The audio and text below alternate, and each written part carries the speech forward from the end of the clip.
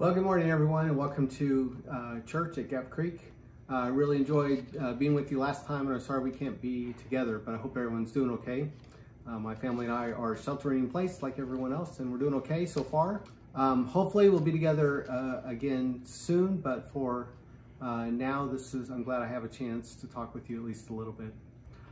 So my sermon for today is on John chapter 9. That was my assigned text. But John 9 really only makes sense if we go back a couple of chapters and start with John chapter 5, which is the story of the lame man who was healed at the pool of Bethesda. Now, stay tuned for the end of the sermon when you get the kids portion of the story and you'll see the full version. But for now, the story of the lame man is the story of Jesus coming to this man who's laying at the pool. The legend was that an angel would come down and stir the water of the pool, and then the first person in would be healed. But you can see how tragic that really was, because someone who's lame is not getting in. In fact, the person who gets in when the angel comes is going to be the person who's really not sick at all, right? The person who has a hangnail or a little stub toe or something like that. Someone who's really sick, who's desperately ill, has no chance of being healed. So it must have been just a horrible, sort of desperate place. And here comes Jesus. Walks up, sees this man, hears that he's been lame for a long time. And he says to him, do you want to be healed? Do you want to get up? And the lame man says, well, I can't, because no one will help me into the water. And Jesus heals him. I think that's part of the story. I think that's part of the point of the story. It's just another demonstration, another sign of Jesus' power. But the larger part of the story is what happens next. And that's always the case in John, right? There's always something that happens, but then it's what happens next that really matters. And that's what happens here too. The man is healed. He picks up his mat and walks. And then he's accosted by the religious police, who are worried that he's breaking the law, because on the Sabbath it was illegal to do any work at all. And here he is working by carrying his mat. And as you know, these religious police could make this really, what's the word I want? Sort of petty, I think is the right word. Just little things they could use to accuse you of doing wrong, of working on the Sabbath or something like that. And so here he is. All he's doing is really carrying his mat. He's got it rolled up or put on his head or whatever. And he's carrying his mat, and they come up to him and say, oh, you're working, you're a bad person. Well, he says, no, it's not my fault. Right, that's his first instinct. No, it's not my fault. I'm not the one who did this. It's the man who healed me, who told me to do this, and I'm only doing what I'm told. And they say, well, who told you to do this? And he says, and this is kind of amazing, isn't it? Right? His first response is to say, I don't know who did this. So that scene ends, and then Jesus appears. He runs into Jesus again at the temple, and Jesus comes up to him and says, it was me. I'm the one who healed you. And the man, instead of embracing Jesus, instead of becoming a follower of Jesus like you might expect, actually runs back to these religious police and says, it was Jesus who did this. It wasn't my fault. He blames it all on Jesus. In fact, in my notes I have, he rats out Jesus, because I think that's exactly what happens. He uses this as a way of getting Jesus into trouble, which is what these religious police go on to do. So that's the first story. Then we get a couple more chapters. So that's in John chapter 5. Then we get a few more stories, chapter 6, 7, and 8. And then in chapter 9, which is our text for today, we get the story of the blind man. And it's almost the same, at least the first part of it. Jesus and his disciples are walking along. They see a man on the side of the road who is blind. The disciples ask him whose fault it was that he was blind. And Jesus says, in a sense, don't ask dumb questions, because it wasn't anybody's fault. This man was born blind. And he heals him. And the man gets up and leaves and doesn't really know who Jesus is, right? The parallels are really strong here. We're supposed to see, in fact, that they're almost the same story. But there are a couple of differences, and it's worth noting the differences, both in the story itself and then in the what happens, which I think, again, is the ultimate point. So one difference is just to note that in order to heal him, in the first story, Jesus just says that he's healed, right? It's just the word of Jesus that heals him. In this story, he actually touches the man. He spits and makes mud and puts the mud on the man's eyes, and that becomes the means by which Jesus heals him. I think that's really significant, and it's really poignant today because we're kind of in a moment when touching someone is really dangerous, right? Because it becomes a way that the virus is being transmitted. And that would have been true then too. Leprosy and many other diseases were transmitted by touch. And so it was dangerous to touch somebody that you didn't know. And yet that's what Jesus did, right? It becomes a form of embrace, a way of acknowledging that this man is worthy to be touched by Jesus. So that's one small difference. The larger difference comes in what happens. It starts off the same way. The blind man is walking along. He gets accosted by the religious police who say, "Weren't you the man born blind?" And he says, "Yes, I was born blind, but look, I can see now." So it turns into a kind of a Jerry Springer episode.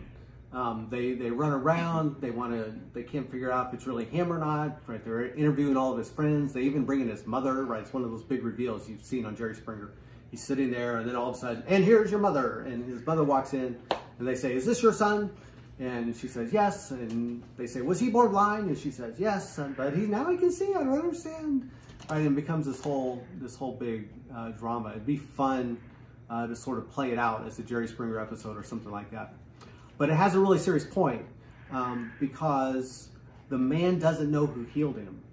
And he keeps saying to them, "I don't know, but it can't be bad because I was blind, but now I can see," right? You know, Amazing Grace, I once was blind, but now I can see. It's exactly where this line comes from. And it goes to the real power of the moment. This man recognizes that something really good has happened to him, even though he doesn't quite understand it. The contrast here with the lame man is really stark, isn't it? The lame man only wants to get out of trouble. The blind man is deeply aware of the good thing that's happened to him. Well, he runs into Jesus again, and Jesus says to him, "Here I am. Right now you understand who I really am." And the man worships him. The man says, "I want to become your follower now that I understand what you've done." John's point here is for us to recognize that he was healed, his sight was healed, but that's only secondary. What really mattered is that his internal sight was healed, that he was able to see things around him, but he was able to see internally too, to be able to see spiritually. He's able to recognize Jesus for who he is. So what's the lesson for us on this day? Well, I think that's the question. I think the question of this passage is, what did the man see? What does the man learn when his sight is healed, both spiritually and physically? There's a lot of sin talk in here, and that's got to be part of it, but I still don't think the main point is that. I think the main point is that he learns to see God, and that when he learns to see Jesus as God, when he learns to recognize God in the man Jesus, then that changes the way we see the world as a whole. Now, part of that means no sin, right? That part of that means that we no longer are inclined to sin in the same way that we would be before. But it also opens us up to a whole realm of new possibilities. The world becomes completely different for us. We let go of our pointless, kind of petty things that keep us from truly seeing and following God. We set those aside, right? Following the religious rules to the very letter doesn't matter in quite the same way. Seeing the world as devoid of hope, as devoid of the presence of the divine, doesn't matter anymore, because now we recognize God in the world. We rise against that pettiness. We've heard some stories about that since this pandemic has hit. I just read a story yesterday about a man. It was just a little story he posted on Twitter about running into an elderly woman. He said she was 84 or 85 in the grocery store, and he helped her find some stuff. She seemed a little disoriented. And they found out that they lived on the same block, just around the corner from each other. And as he said in the story, now we've become virus buddies, right? And he's going to help her out during this pandemic. Like that's seeing the world differently. That's recognizing the presence of God. That's rising above our pettiness. There's been a picture going around of a nurse in China coming off of a long shift, wearing this mask while she's tending to patients infected with the virus. That's really powerful, because you start to see the human cost of it, and I think that's been the point of the picture. But you also see really deep hope in it too, right? What would drive someone to work that hard, to work for the caring of someone? If you don't see hope, right? If you don't see the presence of God, in the world in a really deep way. If those stories are too soon, maybe it's too soon to tell stories about this time. So here's the story I would have told if we weren't in this pandemic. If I were with you in person, this is the story I would tell. We went to see a speaker. My daughter and I went to see a speaker a couple weeks ago. She told the story of her mother who every year would have a special day in which she dressed up like a clown. Her mother was a school teacher, elementary school teacher. And every day as one of their lessons, she would dress up like a butterfly in a cocoon. And so she would dramatize while they were studying butterflies coming out of the cocoons. And she would dress up like one. So she'd dress up like the butterfly that came out of the cocoon. And that was always a big deal in their family because it took a lot of work to get dressed up, and she would go to school. And the speaker said that she realized kind of after the fact that every time her mother dressed up like that, she would go to the grocery store after school, and she never really understood why. Just her mom would go to the grocery store until one day she was shaking hands with people, and a woman came up to her and said, "I just want you to know that I had your mother or my son had your mother in class, and his favorite lesson was the lesson with the butterfly when your mom dressed up like a butterfly." And he was developmentally disabled, and so when he got out of school, he went to work at a grocery store. And every year that, and so after that, once your mother figured out that he was working at that grocery store, every year after school, she would come by dressed up in the costume so that she could, so that my son could see her dressed up in the costume. I think that's exactly right. I think that's recognizing that the world is different, that our own petty isolation, our own need to separate and to be apart from one another, our own need to worry about our own needs first and the needs of other people second, goes away, right? And we become someone who can remember that there's someone out there who would like to see me dressed up like a butterfly. Well, learning to see the world differently is really hard. It's one of the great lessons of John, I think, that it's difficult to pull this off. So let's make that our prayer this week. I know we're not apart, but we can pray together.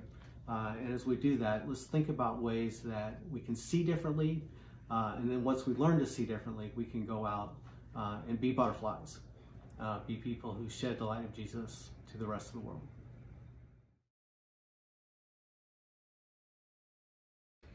In the town of Jerusalem, there was a pool called Bethesda, and every day an angel would come to stir the waters, and then the first person to enter the waters would be healed.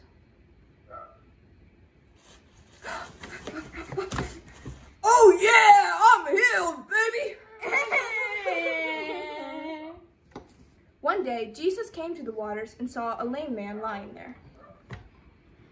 Why are you lying there? Don't you want to be healed? Sir, how can I be healed if no one will help me to the pool? Take up your mat and walk. Okay. Then the Pharisee came. Why are you walking with your mat? Because the man who healed me told me to. And that is... I don't know. I am Jesus.